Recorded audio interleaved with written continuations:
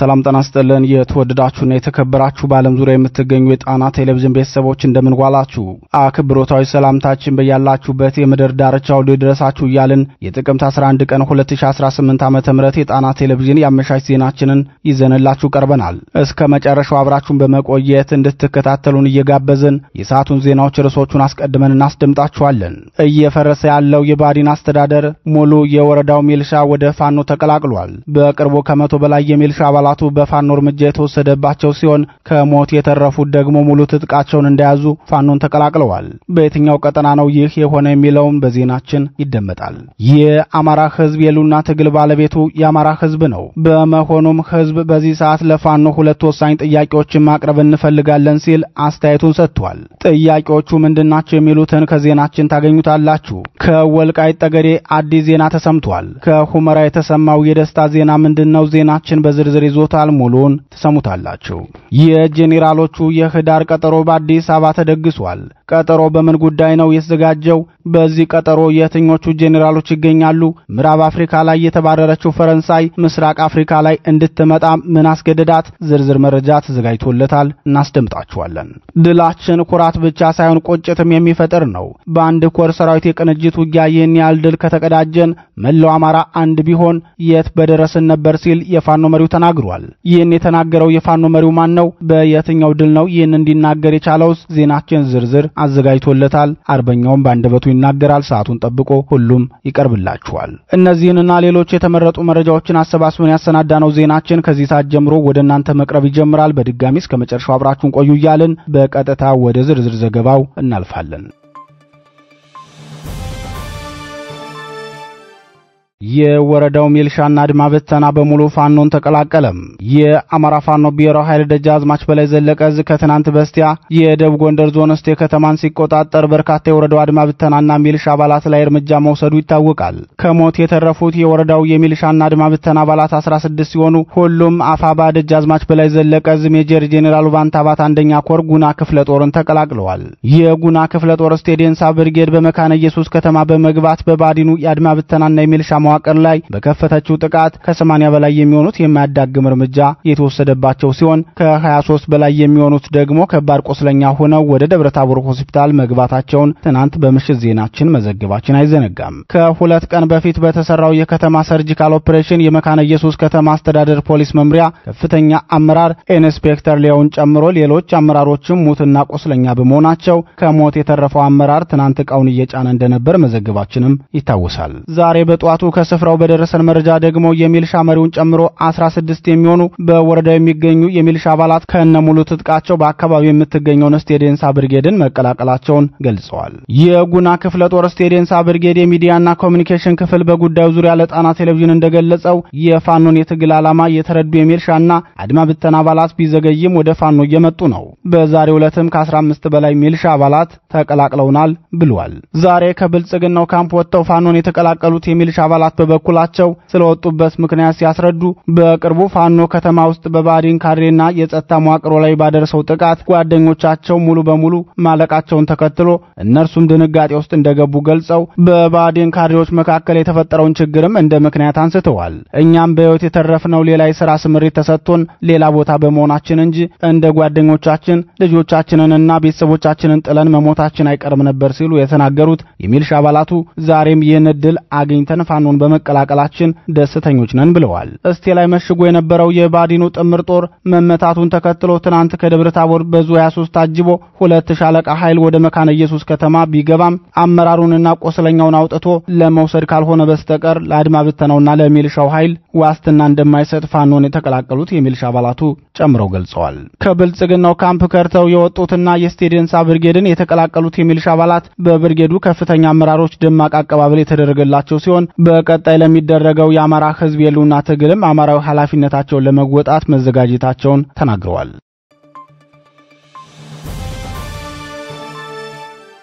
የሁመራ አውሮፕላን ማረፊያ አገልግሎት ሊጀምር ነው።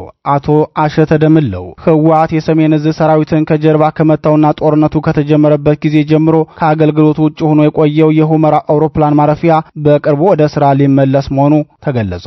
ለዘመናት የጠየቅነው የማንነትና የወሰን ጥያቄዎቻችን እንዲቋጩ ዘላቂ መፍትሄ በሚያመጡ ጉዳዮች ዙሪያ መስራትና የተገኙ ድሎችን ማስቀጠል ይገባል ሲሉ በአማራ ክልል ወልቃይት ጠገዴ ሰቲት ሁመራ ዞን ዋና አስተዳዳሪ አቶ አሸተ ደምለው ተናግረዋል። በአማራ ክልል ወልቃይት ጠገዴ ሰቲት ሁመራ ዞን ከወረዳና ከዞን የመንግስት ሰራተኞች ጋር በሰቲት ሁመራ ከተማ በወቅታዊ ጉዳዮች ዙሪያ የውይይት መድረክ በተካሄደበት ወቅት የተገኙት የዞኑ ዋና አስተዳዳሪ አቶ አሸተ ለዘመናት የጠየቅነው የማንነትና የወሰን ጥያቄዎቻችን እንዲቋጩ ዘላቂ መፍትሄን በሚያመጡ ጉዳዮች ዙሪያ መስራትና የተገኙ ድሎችን ማስቀጠል ይገባል ሲሉ የተናገሩ ሲሆን የወልቃይት ጠገዴ ህዝብ ስነልቦናውና ማንነቱ አቃፊና ደጋፊ መሆኑ ይታወቃል። አሁንም በርካታ ሰላማዊ የትግራይ ተወላጆች በዞኑ በተለያዩ የሥራ መስኮች ተሰማርተው በሰላም እየኖሩ ይገኛሉ በማለት ተናግረዋል። የህዝባችን የዘመናት ጥያቄ ከግብ ለማድረስ እየሰራን ነው ሲሉ የተናገሩት ዋና አስተዳዳሪው አክለውም ዘላቂ ሰላምና አብሮነትን በሚያረጋግጥ መንገድ ሰላማዊ የትግራይ ተወላጆች ተመልሰው እንዲኖሩ የሁላችንም ፈቃድ ነው። የህዝባችን የበጀትና የመሰረተ ልማት የቆዩ ጥያቄዎች ይሁንታን አግኝተዋል። የሁመራ አየር መንገድና የባህከር ኢንዱስትሪ ፓርክ፣ የወልቃይት ስኳር ፋብሪካና የመንገድ ስራዎች ወደ ስራ እንዲመለሱ ከፌደራል መንግስቱ ፈቃድ ተሰጥቶባቸዋል ሲሉ ገልጸዋል።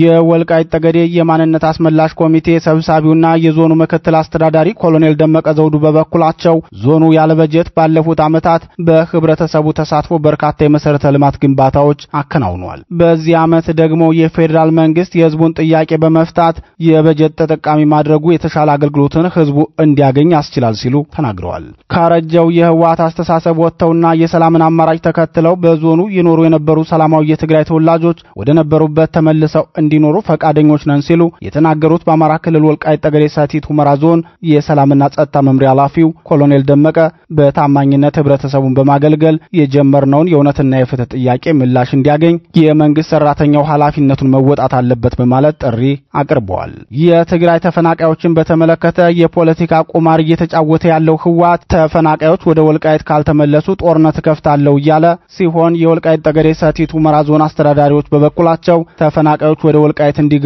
ፈቃደኞች ነን ሲሉ ምላሽ ሰጥተዋል። ይህን ምላሽ ግን በደስታ ያልተቀበለው ህወሓት በድጋሚ ተፈናቃዮች የሚመለሱት የጊዜው አስተዳደሩ ፈርሶና እኔ በማዋቅረው አስተዳደር የሚተዳደሩ ከሆነ ብቻ ነው በማለት ተፈናቃዮችን አፍኖ መያዙ ተነግሯል። ህወሓት ወደ ወልቃይት ተፈናቃዮች እንዲመለሱ የሚፈልገው የአማራ ህዝብ ርስት የሆነውን ወልቃይት ጠገዴ ሰቲት ሁመራ ዞንን መልሶ ለመውሰድ ሲሆን ከዚያም በህዝበ ውሳኔ አገረ መንግስት ምስረታን እውን ለማድረግ ማቀዱ ይታወቃል።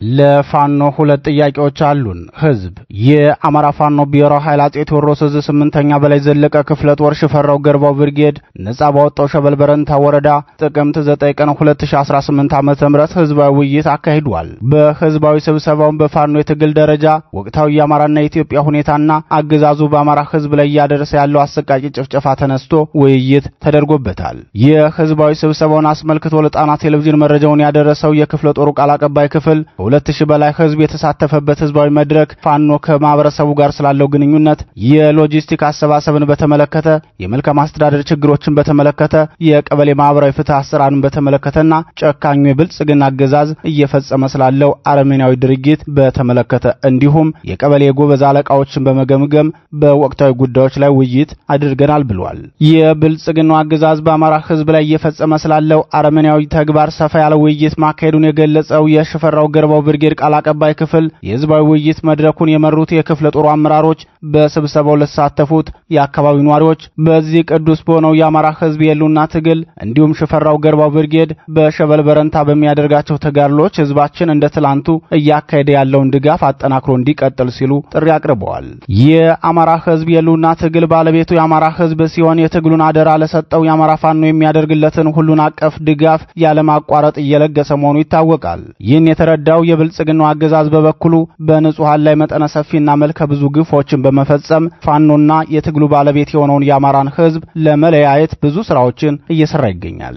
የአማራ ህዝብ በበኩሉ አንድ የተገደን የገባንበትን የሉና ጦርነት ከማሸነፍ ውጭ ምንም አይነት አማራጭ ስለሌለን የመንግስት ሰራዊት የሚፈጽምብንን ግፍ ሁሉ ተቋቁመን ለልጆቻችን የምናደርገውን ድጋፍ ሳናቋርጥ እንቀጥላለን ሲሉ ተናግረዋል። በየአቅጣጫው የሚሰጡ የህዝብ አስተያየቶች ለፋኖ ሁለት መሰረታዊ ጥያቄዎችን ያቀርባሉ። የአማራ ህዝብ የሚጠይቃቸው ሁለቱ መሰረታዊ ጥያቄዎች ደግሞ ዘራፊ ቡድን ከፍተኛ በደል እያደረሰብን ስለሆነ በዘራፊ ቡድን ላይ የማያዳግም እርምጃ በመውሰድ አጋች፣ አፋኝ፣ ሌባና ዘራፊን አጽዱልን፣ እንደ ልባችን ተንቀሳቅሰን በመስራት ትግሉን እንደግፍ የሚለው ቀዳሚው ጥያቄ ነው። ሌላውና መሰረታዊ ጥያቄ ደግሞ አማራ ጣፈንታው የተመሰረተው የሉና ትግሉን በማሸነፍ ላይ ነው። ማሸነፍ የምንችለው ደግሞ እንደ አማራ አንድ ስንሆን እንጂ በመለያየትና እርስ በርስ በመፈራረጅ ተነጣጥለን ታግለን የምናሸንፈው ትግል የለም።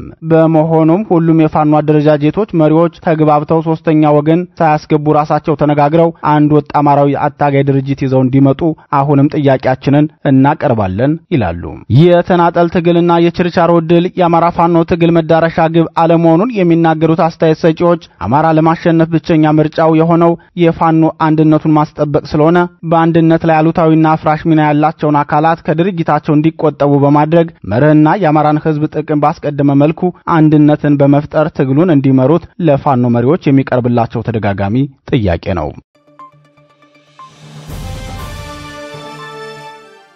የህዳሩ ቀጠሮና የጄኔራሎቹ ዝግጅት የፈረንሳይ መንግስት በምዕራብ አፍሪካ ምድር ያጣውን ተቀባይነት ለማስመለስ ኢትዮጵያን ተጠማጥሟል። በምዕራብ አፍሪካ የነትራውሪ አብዮት ተቀጣጥሎ ወደ ሴኔጋል፣ ማሊና ኒጀርም ተዳርሷል። ይህን ተከትሎም ፈረንሳይ በኢትዮጵያ ላይ ጥገኛ ለመሆን የፈለገች ወይም ደግሞ ፈረንሳይ ያላትን ያልተገደበ እኩይ ዓላማዋን ለማስፈጸም የብልጽግናው አገዛዝ ተባባሪ ሆኗታል ማለት ነው። የፈረንሳይ ወደ አዲስ አበባ ፊቷን አዙራ የተኛችበት ምክንያት በየትኛውም መልኩ ሊሆን ቢችልም አንድ የተረጋገጠ እውነታ ግን አለ። ፈረንሳይ በወታደራዊ ዘርፉ የአፍሪካን ገበያ ለመቆጣጠር ከብልጽግናው ሊቀመንበር ጋር በደረሰችበት ስምምነት መሰረት የፊታችን ህዳር 18 እና 19 በአዲስ አበባ ወታደራዊ ስብሰባ አዘጋጅታለች። የፈረንሳዩ መከላከያ ሰራዊት ኢታማዦር ሹም ፒዮሺል የሚመሩት የወታደራዊ አዛዦች ስብሰባ በአዲስ አበባ የሚካሄድ መሆኑን አፍሪካን ኢንተለጀንስ በትናንት ዘገባው ጠቁሟል። የስብሰባው ዓላማ በግልጽ ባይጠቀስም ከአፍሪካን ኢንተለጀንስ ዘገባ መረዳት እንደሚቻለው የአፍሪካ ጦር ሰራዊት አዛዦች ከፈረንሳይ ወታደራዊ ትጥቅ አምራች ኩባንያዎች ጋር የሚወያዩ መሆኑ ከጦር መሳሪያ ድጋፍና ግዢ ጋር የተገናኘ ሊሆን እንደሚችል ይታመናል። የነትራውሪ አብዮት ፈረንሳይን ከምዕራብ አፍሪካ ቀጠና መንግሎ ሲጥላት ሁለት ጥቅሞቿን ያሳጣል። የመጀመሪያው ጉዳቷ የጦር መሳሪያ ሽያጭና የወታደር ስምሪትን እንድታቋርጥ መደረጉ ሲሆን ሌላውና ዋናው ጉዳቷ ደግሞ የተለመደው የሪሶርስ ዝርፊያዋን ማስቆማቸው ነው። በዚህ የተነሳም ከፍተኛ የጥቅም ክፍተት የገጠመው የኢማኑኤል ማክሮን መንግስት በኢትዮጵያ በኩል አድርጎ ምስራቅ አፍሪካ ላይ መግባት መፈለጉን ከዘገባው መረዳት ይቻላል። በምዕራብ አፍሪካ ፖለቲካና በትዳር አጋራቸው በተመሳሳይ ወቅት በጥፊ የተጮሉት ማክሮን በአዲስ አበባ እንዲካሄድ የወሰኑት የወታደራዊ አዛዦች ስብሰባ ህዳር ላይ ሲካሄድ ለብልጽግናው መንግስት ከፍተኛ የጦር መሳሪያ ድጋፍ እንደሚያደርጉለትም ተነግሯል። ከጦር መሳሪያ ድጋፉ በተጨማሪም የቀድሞ ቅኝ ተገዥዋ የነበረችው ጅቡቲም የብልጽግናው መንግስት ከኤርትራው መንግስት ጋር እገባበታለሁ የሚለውን ጦርነት ተከትሎ የጦር መሳሪያ ሲያጓጉዝ የወደብ ክልከላ እንዳታደርግበት ጥያቄም ሊያቀርቡ እንደሚችሉ ይጠበቃል። የቤኔቶ ሞሶሎኒ አገዛዝ በኢትዮጵያ ላይ ጦርነት ሲከፍትና የኤርትራው መንግስትን በተመሳሳይ በ1990 ዓ.ም ግንቦት ላይ ኢትዮጵያን ወረራ ሲፈጽምባት በፈረንሳይ የበላይነት የሚዘወረው የጅቡቲ መንግስት ኢትዮጵያ የጦር መሳሪያ እንዳታስገባ ወደቡን መከልከሉ አይዘነጋም። ያ ድርጊት በዚህ ዘመን እንዳይደገምም ማክሮን እንደሚሰሩ ለብልጽግናው ሊቀመንበር ቃል እንደገቡላቸው ዲፕሎማቲክ ምንጮች ተናግረዋል። ሌላው የፈረንሳይ ስጋት የሆነው ደግሞ የብልጽግናው መንግስት ከብሪክስ አባል ሀገራት ጋር የገባው ስምምነት ሩሲያን በኒውክሌር ግንባታ ምክንያት ወደ ኢትዮጵያ ጎትቶ ማስገባቱ ነው። የሩሲያ መንግስት ደግሞ ከዚህ በፊትም ፈረንሳይ በእነ ካፒቴን ኢብራሂም ትራውሪ፣ አብዱላሂ ታቺኒና አሲማ ጎይታ አብዮት ከምዕራብ አፍሪካ ስትባረር ተሽቀዳድሞ ቦታዋን የተረከበ መሆኑ ይታወቃል። በዚህ ሰዓትም ቢሆን ሩሶ አቶም በሚባለው የሩሲያ የኒውክሌር ማምረቻ ኩባንያ አማካኝነት ኢትዮጵያና ሩሲያ ግንኙነታቸውን እያጠናከሩ መሆኑ ፈረንሳይ ጉዳዩን በስጋት እንድትመለከተው አስገድዷታል። የህዳሩ ጉባኤም ይህን ታሳቢ ያደረገ እንደሚሆን ይጠበቃል። በህዳሩ የጄኔራሎች ጉባኤ ከኢትዮጵያ ኤታማዦር ሹም ብርሃኑ ጁላ በተጨማሪ ጅቡቲ፣ ዩጋንዳ፣ ሩዋንዳና የመሳሰሉት ሀገራት የጦር አዛዦች የሚገኙበት መሆኑን አፍሪካን ኢንተለጀንስ አስነብቧል።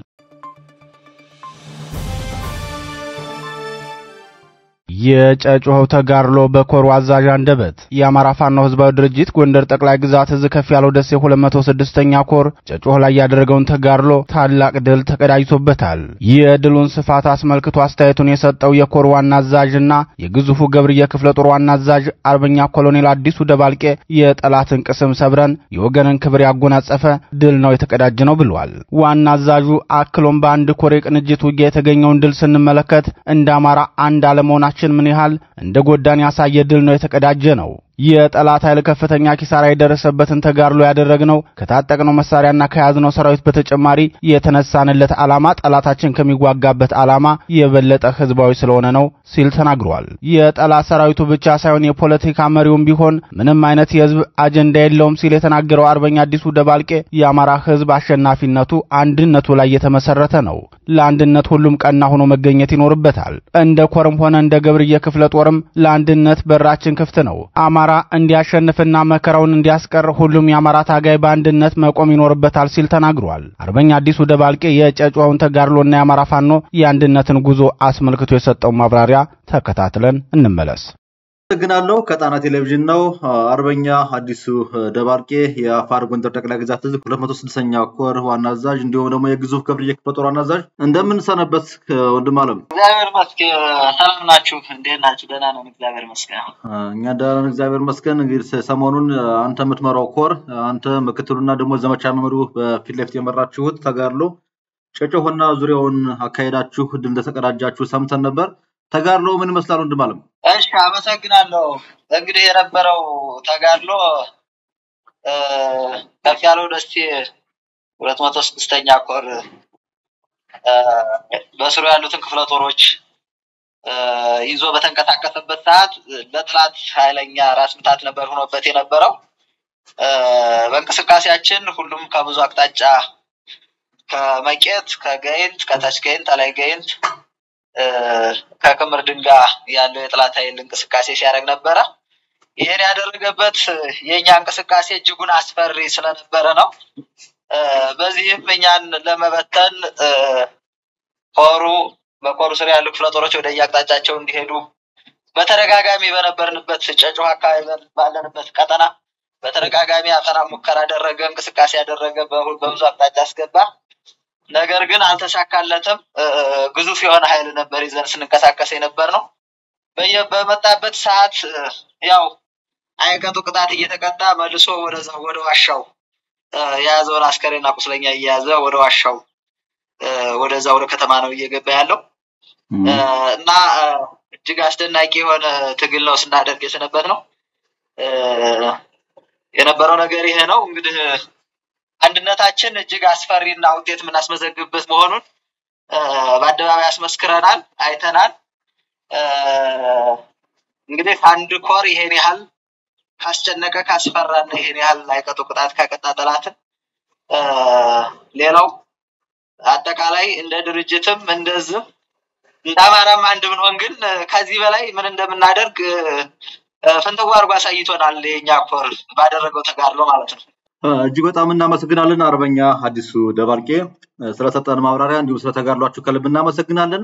እንግዲህ የአማራ ህልውናው የአማራ ማሸነፉ አንድነቱ ላይ ብቻ መሰረት እንዳደረገ ይታወቃልና እንደው አጠቃላይ ስለ አንድነቱ እንዲሁም ደግሞ ስለ አማራ ህዝብ ትግል የመጨረሻ መልእክትን ልቀበልህ። አመሰግናለሁ ይርጋ። አንድነታችን እጅጉን አስፈላጊና ጠቃሚ ነው። ስንወጣም አንድ እንደወጣ ነው፣ ለአንድ ዓላማ ነው። የተለያየንበትን መንገድ አላወቅነው። ባረባባ የፖለቲካ ብልሽት ነው ልዩነት የመጣው።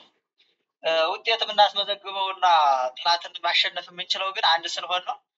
ስለዚህ ሁሉም ለአንድነት ሌት ከቀን መስራትና ቀን መሆን ያስፈልጋል።